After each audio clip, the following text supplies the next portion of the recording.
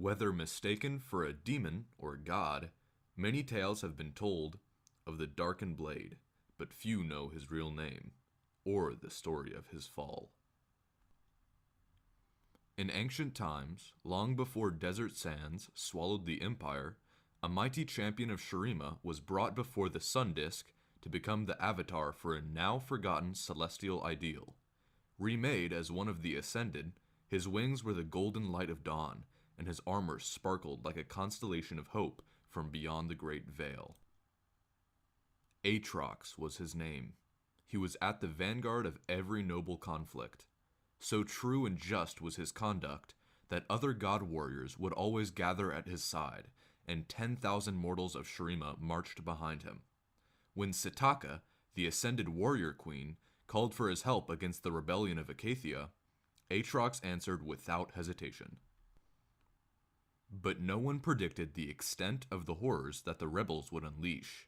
The void quickly overwhelmed its Acacian masters, and began the grinding annihilation of all life it encountered.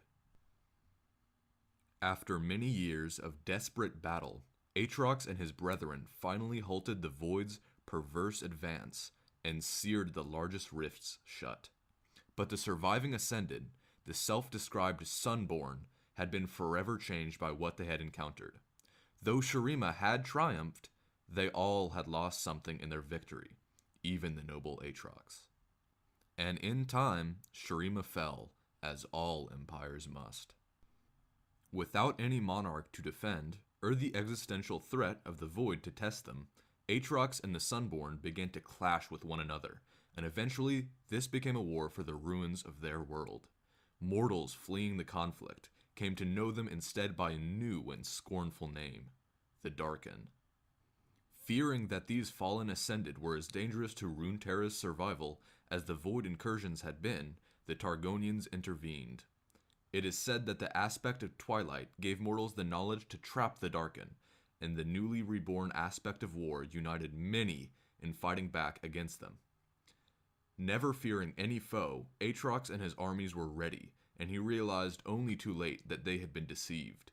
A force greater than 1,000 dead suns pulled him inside the sword he had carried into battle countless times, and forever bound his immortal essence to it. The weapon was a prison, sealing his consciousness in suffocating, eternal darkness, robbing him even of the ability to die. For centuries, he strained against this hellish confinement, until some nameless mortal was foolish enough to try and wield the blade once more.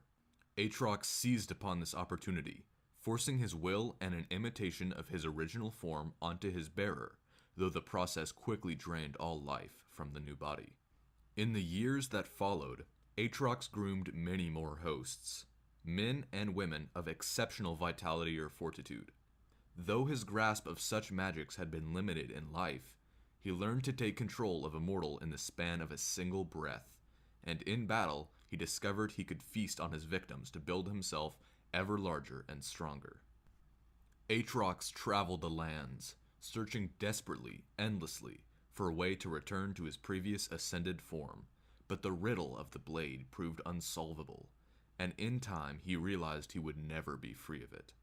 The flesh he stole and crudely shaped began to feel like a mockery of his former glory, a cage only slightly larger than his sword. Despair and loathing grew in his heart. The heavenly powers that Aatrox had once embodied had been wiped from the world, and all memory.